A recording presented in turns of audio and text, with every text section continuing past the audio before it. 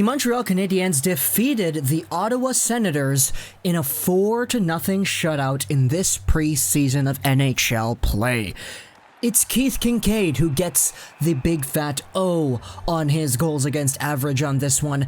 Great performance from him last night. Let's go over the game, talk about a few things that the Habs were able to do, talk about specific Habs, and of course, talk about all of the goals.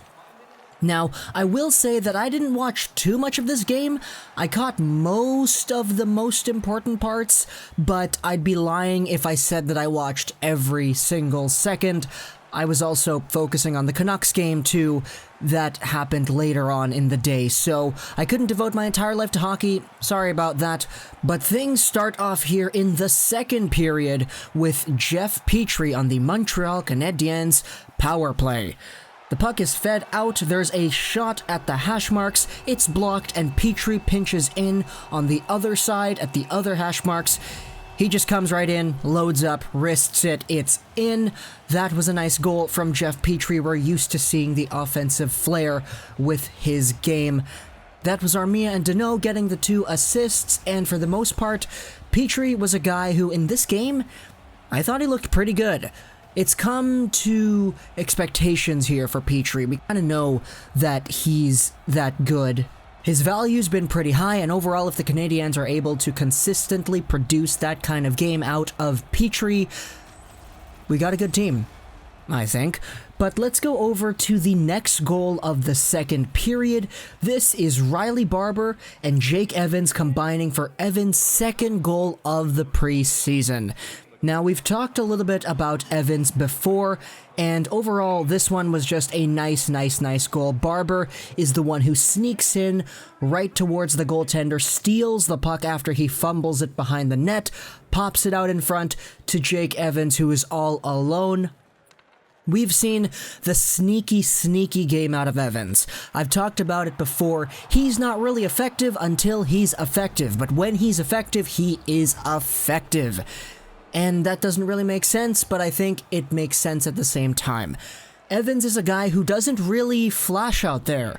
He doesn't play with the biggest flair. He's not somebody who pops your eyes out. But when he gets the puck, and when he gets the opportunity to do offensive things with the puck, he doesn't fail. Or at least, it's rare to see him fail. He gets himself a goal here off of a nice sneaky little play where he sneaks in behind the defenseman, and it's his second of the preseason. That line was good. Barber is a player with a very unique and defining style of play. He really likes to get in there. Jake Evans is the guy who has been mostly, in my opinion, the more productive one, the more dangerous looking one when he does have the puck. And as for Pekka, I don't really see too much out of Pekka, and I think it's his spot to really lose for an NHL roster, but I don't really see it. I didn't really think he could keep up all too much, especially with Barber and his intensive style of play, and Evans and his offensively great play as well. But going over into the third period, this is the third goal. It's won by Tomas Tatar, assisted by Mike Riley, and none other than Nick Suzuki. Let's take a look at it right here. It's also on the power play. Puck is at the point, fed back over to Tatar with a shot, and it's in. Really nice shot there. We've come to expect that out of Tomas Tatar. The guy can get goals. And Suzuki and Riley getting their kicks in as well. Suzuki with his third assist on the preseason. Overall, I made my video yesterday. You know what I think about Suzuki. He's just so good. And as for Mike Riley, I will admit he didn't have the best game. Sure, it's great for him to have an assist here, but Riley isn't necessarily somebody that I can see is a go-to option for the Habs on that bottom pairing spot.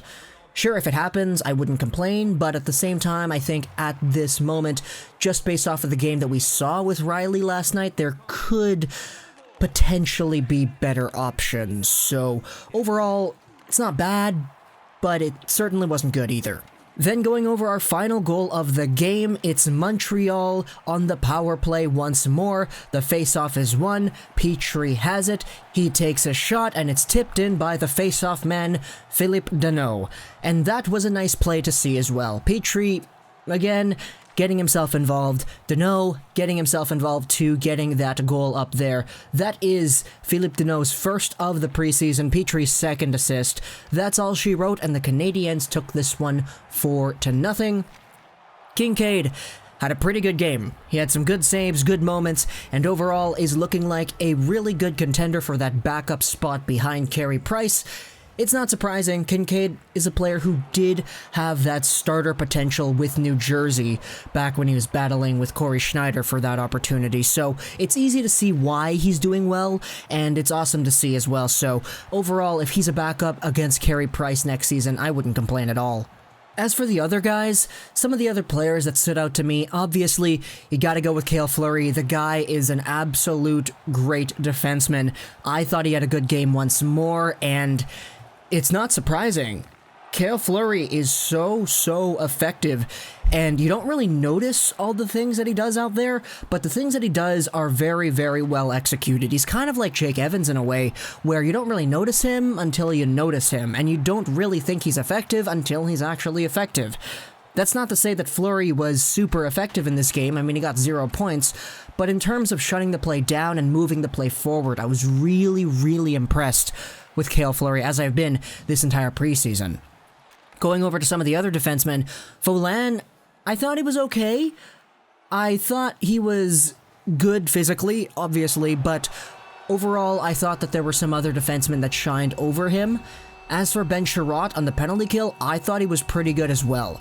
Chiarot is a guy who probably should be the Habs' third best defenseman on the team next season. Maybe it's Weber, then Petry, and then who? Chiarot? Mete? Who's the third best defenseman on the Habs? And if that's Chiarot, then I thought that he had a pretty good game tonight. I can see that realistically being the case here. And as for Jesperi Kotkaniemi and his line, they weren't the best. Kotkaniemi is a player who we know the potential of, we know the skill of, we know what he's able to do out there, but playing with Armia and Houdon wasn't really too good for him in this game. Houdon is a player who I don't really think is going to get a spot. I think this game is a bad game for me to pull from and say this game is why he's not going to get a spot, but at the same time, this is the preseason, we're in the second week of the preseason, and this is really when teams start laying out their rosters based on what they see. And if Houdon plays the way he played tonight, I don't think he has an NHL spot. I didn't see him keeping up with the play. I didn't see him really meshing well with the two guys he was playing with. As for Armia, I didn't really think too highly of him either, but oh well. As for Kotkaniemi, I just believe that he does have more talent than what we saw last night. We're hoping that he exhibits that. Yeah, I really do think that he'll exhibit that, but overall, this was a bad game for that line. Moving over to some of the other players, though, let's talk about Suzuki. Suzuki was great once more. We saw that he was playing with Tatar and Danault. I think he's got a really, really good ability to mesh with those players, and I saw some arguments on Twitter, some on Reddit saying, hey, Suzuki is great and all, but what if we have Gallagher with Tatar and Danault? We already know what happens when that happens because we saw that last year, but having a guy like Suzuki, who is a completely different style than Gallagher, by the way, on that right wing spot, could provide for a few different instances of offensive flair from Tatar and Danault. Gallagher is more of a run and gun type of guy. He goes into the puck battles, he wins the puck back, he drives the net, he stays out there in the dirty areas, in the slot, pots in those rebounds. That's Gallagher's game. Suzuki is more of a slow, crafty playmaker who sticks to the outside on the perimeter and finds his guy in the slot when they're open. And those are two completely different styles of play, and they both offer their own positives and negatives, and playing with guys like Danault and Tatar, either style of play is effective. So I think just having the option of having a Gallagher or a Suzuki on that first line really does paint the Habs in a good light, and I wouldn't be disappointed if they went either way. But the bottom line here is the Canadiens won this game. It was 4-0. It was Keith Kinkaid shutout. It was an offensive showing for Petry. It was an offensive showing for Suzuki, and the first line was a pretty good line in this one. Not to mention the great performances from Jake Evans as well, and some of our other defensemen on the point. Ben Chiarot comes to mind in that department too. Hope you enjoyed this video. SHUTOUT, and bye.